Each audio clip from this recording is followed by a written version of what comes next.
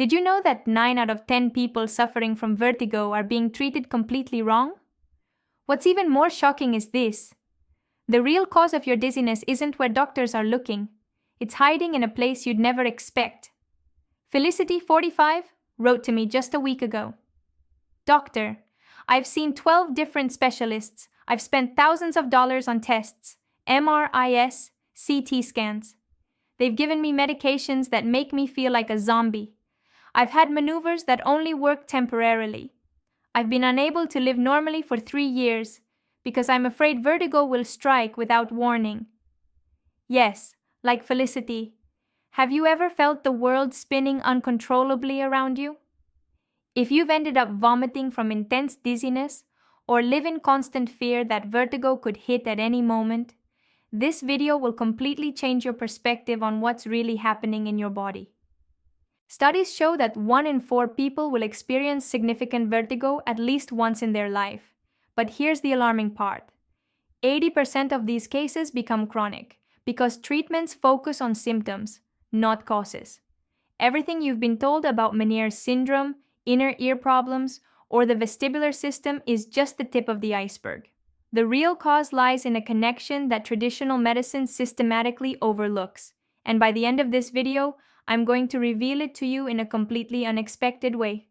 But before that revelation, you need to understand why millions of people continue suffering in silence, why treatments fail repeatedly, and why that constant feeling of instability is becoming your worst nightmare.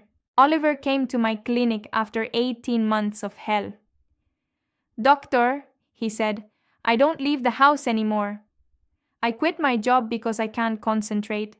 My wife thinks I'm crazy because tests come back normal, but I can't even drive. The dizziness, the constant imbalance, and that vertigo that sometimes knocks me straight to the floor aren't just random events. They're warning signals from my body that we're completely misinterpreting. When my patients describe their symptoms, they use very specific words. It feels like I'm on a boat in a storm. The floor moves beneath my feet. I feel drunk without having had anything. I have to close my eyes because everything spins." These aren't just physical symptoms. They are clues about which specific system is failing. Because when we lose balance, when walls, ceilings, and floors seem to spin uncontrollably, the first thing we do is blame the vestibular system in the ear. That's mistake number 1. The second mistake is thinking it's just a brain problem. The reality is far more complex and fascinating than you might imagine. Your balance doesn't rely on a single structure. It depends on 3 fundamental tools that work in perfect sync, and when one fails, the other 2 panic. First tool, your eyes. They act like a natural compass, constantly performing tiny movements called saccades, 3 to 5 times per second, calibrating your position in space and sending precise information about where you are and where you're moving. Try this now. Close your eyes and stand on one leg. Notice how much harder it becomes? That shows just how much you rely on your vision for balance. Second tool, the vestibular system, another internal compass inside your ear. But it's not as simple as you've been told. 3 semicircular canals filled with a fluid called endolymph detect head movements, moving tiny sensors called otoliths. These crystals give you the sensation of spinning, tilting, and rotating in all directions. Third tool, the cerebellum, the structure at the back of your brain, acting as the orchestra conductor of your balance. But it does far more than just balance. It constantly calculates, predicts, and adjusts every movement.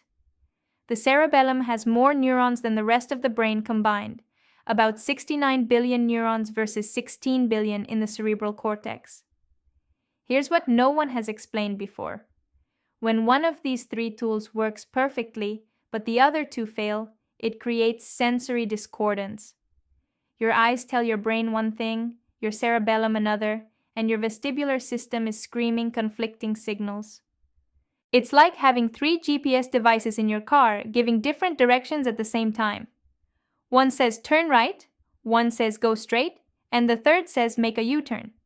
Your brain panics because it doesn't know which information to trust.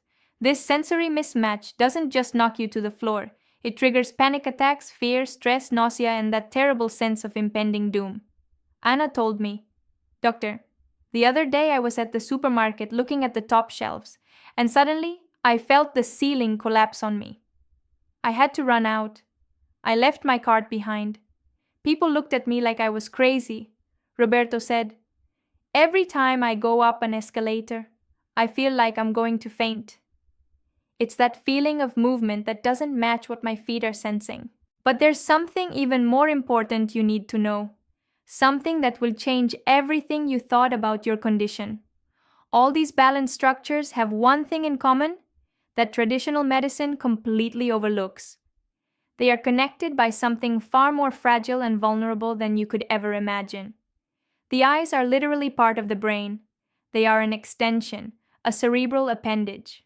In fact, during embryonic development, the eyes form as a direct outgrowth of brain tissue. When we talk about vision and the brain, we are essentially talking about the same structure performing different functions.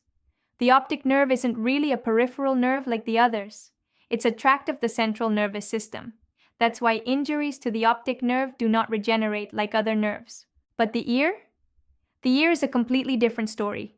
The vestibular system is practically inside the brain, but it connects via vestibular nerves. And here's the key that changes everything. These nerves must be perfectly healthy, because if they're not, it's like having a short circuit. Imagine the cable connecting your inner ear's balance system to your brain, but it has a faulty connection, like an exposed wire that sometimes makes contact and sometimes doesn't. What happens then? The information between the two structures will constantly fail, and on top of that, it will send faulty electrical signals that confuse the entire system. Here's where it gets really interesting. These nerves, these cables essential for your balance, are being attacked by something that's on your table every day. If you have a dysfunctional metabolism, your nerves will be unhealthy. If your diet inflames your body, it will inflame your entire metabolism, directly impacting blood sugar regulation and insulin function. Insulin is a hormone that helps manage glucose, but in excess, it becomes pro-inflammatory. It activates the NF-kappa B pathways and produces inflammatory cytokines such as TNF-alpha, IL-6, and IL-1 beta. These molecules specifically inflame the delicate nerves that communicate balance between your ear and brain. Excess sugar causes what we call glycation, literally caramelization of proteins. Remember those 3 semicircular canals filled with fluid that move your balance sensors? If we start caramelizing that fluid and damaging those sensors, they will constantly send false information. But that's only part of the problem. Something else is happening simultaneously. While your nerves are inflamed internally, externally, something is compressing the arteries that carry blood to your brain and balance system. Have you noticed that vertigo often appears when you change positions, when you get out of bed, turn your head quickly, or look up to reach a high shelf? That's not a coincidence. Here's how it all connects. The brain receives blood through 2 main systems: the carotid arteries in front and the vertebral arteries in the back, which join to form the basilar artery. This basilar artery is crucial because it specifically supplies the brainstem areas where balance signals are processed. If you have cervical arthritis, joint dysfunction, or a cervico-occipital disorder, you are compressing these vital arteries every time you move your head.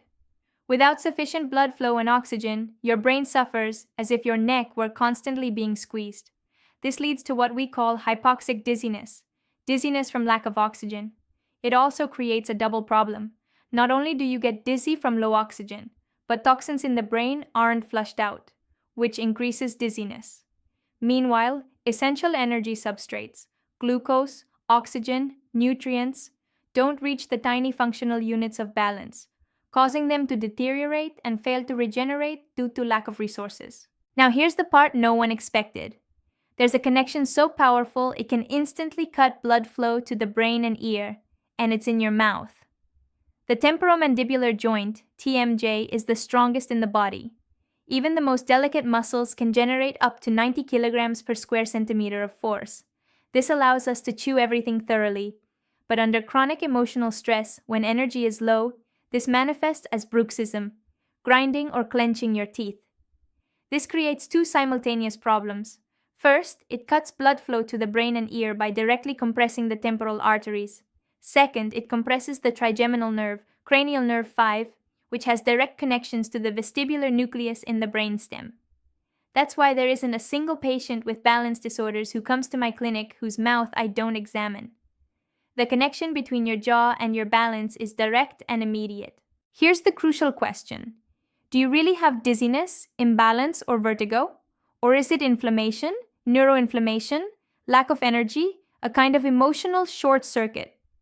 Understanding this difference is essential, because if we don't, treatments will fail and anxiety will increase. Your balance problem is not just physical. There's a direct connection between your emotional state and vestibular function that science is only beginning to understand. Chronic emotional stress doesn't just make you clench your teeth and reduce blood flow. It alters the production of neurotransmitters that regulate inner ear function: serotonin, dopamine, GABA, and acetylcholine.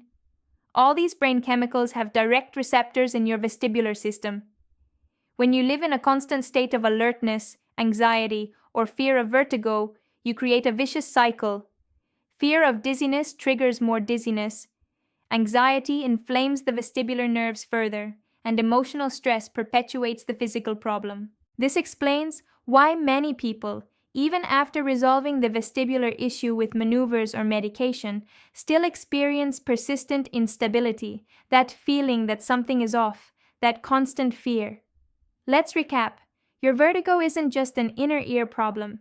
It's a complex dysfunction involving the connection between your vision, vestibular system, and cerebellum, and most importantly, the health of the nerves linking these structures.